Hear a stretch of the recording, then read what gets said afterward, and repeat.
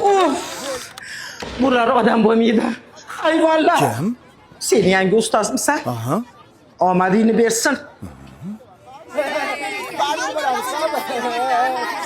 Hurmat.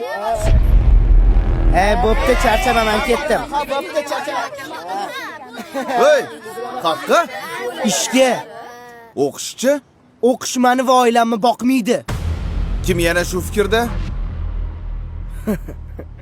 Qancha topasan? 15 ming kuniga. Qolganlarchi? Men 20 ming topaman. Kompyuterxonada ishlayman. Men 25 ming topaman. Manikyurchiga yordam beraman. Oramizda eng boyi Mirsagatov. Sen qayerda ishlaysan? Bozorda arava tortaman. Kam 30 ming pulim bor kuniga. Sizlar bu narsalarni faxrlanib gapiryapsizlarmi, bolalar? Nima? Qornimizni to'ydirmaydigan beshlar bilan faxrlanaylikmi? Balki kelisharmiz. Nimani kelishmoqchisiz? Har bir baho uchun pul to'layman. Oppa! Вот это поворот! Eng ko'p baho olgan 5 ta o'quvchiga Kuniga 20 mingdan. Yo'q, 25 mingdan. roziman. Oy, qaqqa? Ishdan bo'shashimni aytib keling. Narziqulov doimgidek ikki. Balki oldin tekshirib ko'rarsiz. Voy. Bo'lar ekan o'qisa.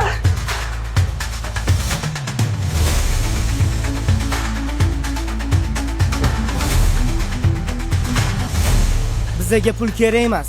Biz o'qishni tanlaymiz.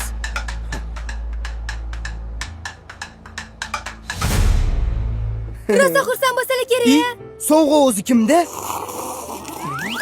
Monda. Bo'lla. Ustoz yo'q ekanlar. Assalomu alaykum ustoz. Doston Rustamovich ko'rmadingizmi? Dars tugadi, ketdi. Nega ketadilar? Bugun o'qituvchilar kuni-ku. Men qayerdan bilaman? Nima men uni qoravulimanmi? Ishga ketgandir. Yana qayerdadir ishlaydilarmi? Navoiyxonadami? Boshimni qotirmalaring.